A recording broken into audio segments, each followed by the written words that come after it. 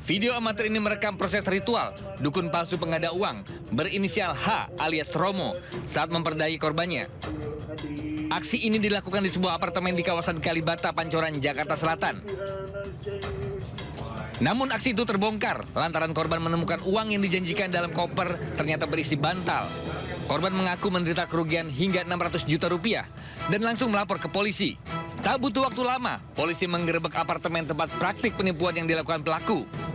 Dari lokasi, polisi mengamankan uang pecahan 100 ribu dan juga dolar Amerika yang semuanya palsu. Pelaku mengaku uang-uang palsu didapat dari seseorang berinisial WN di Karawang, Jawa Barat. Hasil pemeriksaan sementara, pelaku meminta mahar mulai dari 3 hingga 20 juta rupiah yang nantinya akan digunakan untuk ritual dan menggandakan uang. Dan hingga kini, sudah ada 6 korban penipuan sejak tahun 2023. Akibat perbuatannya, pelaku dijerat pasal uang palsu dan penipuan dengan ancaman hukuman maksimal 15 tahun penjara. Dari Jakarta, Helmi Sajangbakti, iNews melaporkan.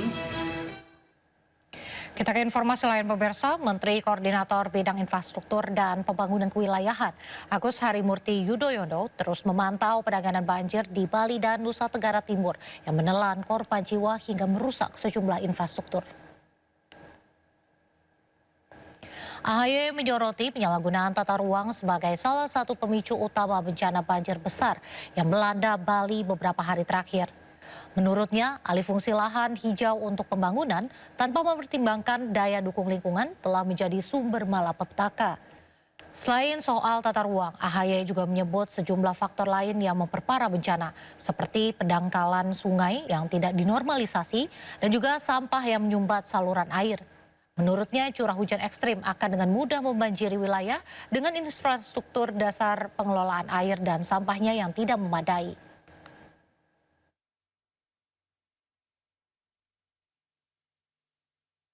Banjir besar yang juga telah meluluh lantakan sebagian kawasan yang ada di Bali dan NTT, termasuk ada korban jiwa di NTT. Kita berharap segera dilakukan langkah-langkah penanganan cepat, tanggap darurat itu penting dan pertama kali harus dilakukan adalah penyelamatan bagi warga dan kemudian dipastikan jika semuanya sudah mendapatkan penanganan medis. Lalu kita juga ingin segera perbaiki berbagai kerusakan yang terjadi, termasuk rumah-rumah warga. Dan Badan Penanggulangan Bencana menetapkan Bali status tanggap darurat bencana hingga 17 September 2025. Status ditetapkan untuk mempermudah penanganan termasuk langkah rehabilitasi dan rekonstruksi pasca bencana.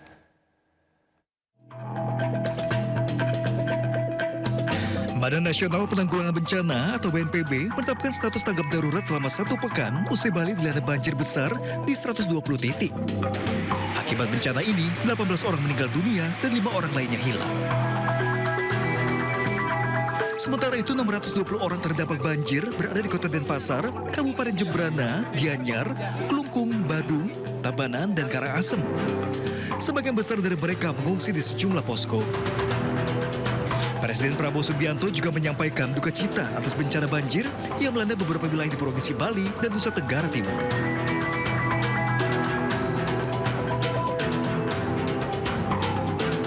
Presiden Prabowo juga menekankan agar distribusi bantuan cepat dan tepat sasaran.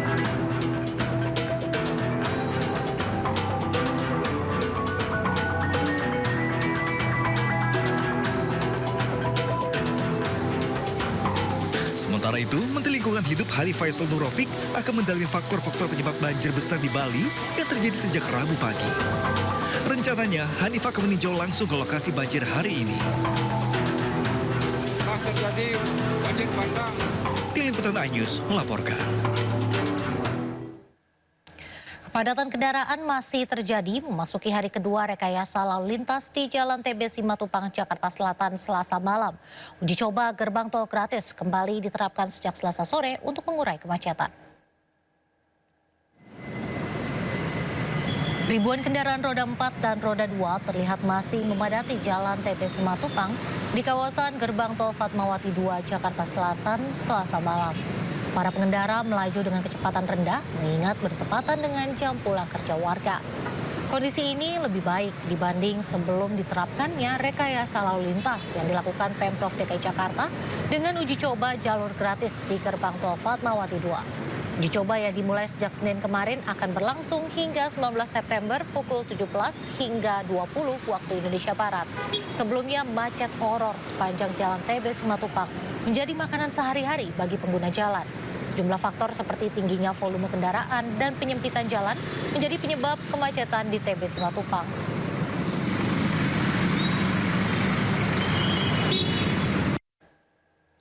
Akibat kemacetan parah di sejumlah wilayah di Jakarta, membuat kualitas udara di Jakarta tercatat memburuk dan tidak sehat bagi kelompok sensitif. Hasil ini didapatkan dari data indeks kualitas udara dengan poin 127.